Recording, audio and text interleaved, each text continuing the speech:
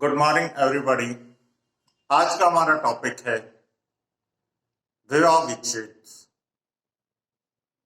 English में divorce और उर्दू में इसे तलाक कहते हैं। तो विवाह विच्छेद क्या है? विवाह विच्छेद को जानने से पहले हमें यह जानना जरूरी है कि विवाह क्या है। समाज को निरंतर बनाए रखने के लिए परिवार की आवश्यकता होती है और परिवार को बनाए रखने के लिए विवाह की आवश्यकता होती है। विवाह में एक पुरुष होता है और एक महिला होती है। तो ऐसा क्या कारण है कि विवाह होने के बाद वो अलग हो जाते हैं या क्यों अलग होते हैं? विवाह विच्छेद की आवश्यकता कहां पड़ती है?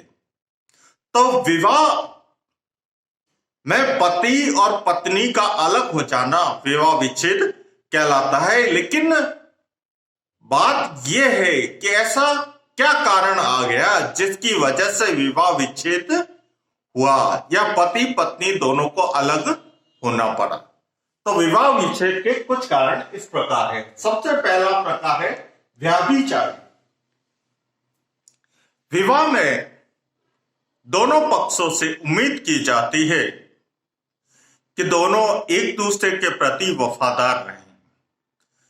यदि पति वफादार न रहकर किसी स्त्री के साथ संबंध बनाता है या पत्नी वफादार न रहकर किसी पुरुष के साथ संबंध बनाती है, तो ऐसी स्थिति में जो परिवार का है वो ढांचा बिगड़ने लगता है और ढांचा बिगड़ने से पूर्व एक दूसरे से वे अलग हो जाते हैं। तो एक पक्ष का व्यभिचारी होना तलाक का एक कारण है। दूसरा कारण है धर्म परिवर्तन। 18 मई 1988 में जम्मू कश्मीर को छोड़कर सभी अनुयायियों को हिंदू धर्म में मान लिया गया। जैसे जैन धर्म है, बौद्ध धर्म है, सिख धर्म के अनुयायी जो है, इन सब अनुयायियों को हिंदू धर्म में मान लिया गया।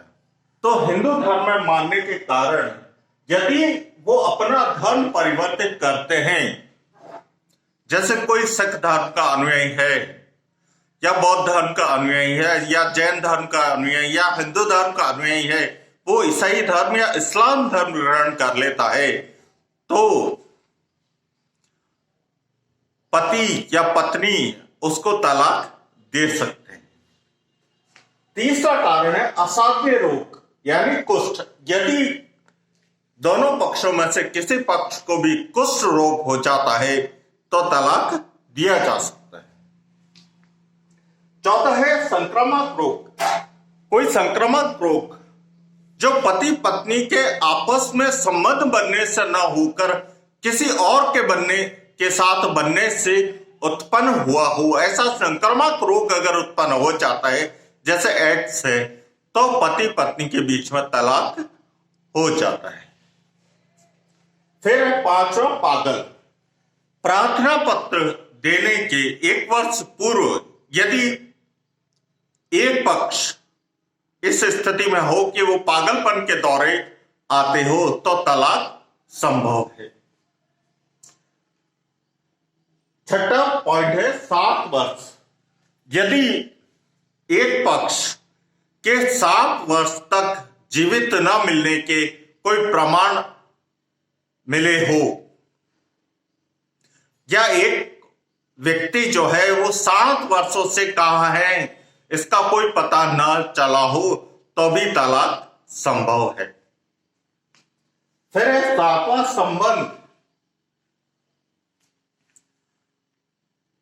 अगर पति पत्नी के बीच में संबंध प्रार्थना पत्र दाखिल करवाने से 1 वर्ष पूर्व से न हो तो भी तलाक हो जाता है। और यदि पति पत्नी के संबंध वापस स्थापित हुए हो और उसके बाद 1 वर्ष तक स्थापित न हुए हो तो भी प्रार्थी जो है वो तलाक के लिए एप्लीकेशन दे सकता है। 8वां पॉइंट है बलात्कारी, गुदा मैथुन और पशु गमन। यदि पति जो है बलात्कारी हो गुदा मैथुन करता हो या पशुओं के साथ यौन संबंध बनाता हो, तो ऐसी स्थिति में पत्नी को यह अधिकार दिया गया है कि वो पति को तलाक दे दे। तो तलाक क्या है ये हमने जान लिया है। तो विवाह ढांचा जो है वो अगर सही सलामत रहेगा तो ही समाज बनेगा। यदि उसमें किसी प्रकार की गड़बड़ी हो जाती है तो विवाह विच्छेद उचित है। तो ये थी जानकारी विवाह विच्छेद और कौन कौन से कारण हैं जिसके बारे में, मतलब जिनके आधार पर तलाक दिया जा सके। तो अगर आपको जानकारी अच्छी लगी हो तो वीडियो को लाइक कीजिए, चैनल को सब्सक्राइब कीजिए और जितना ज्यादा हो सके इसे शेयर कीजिए। Thanks for watching.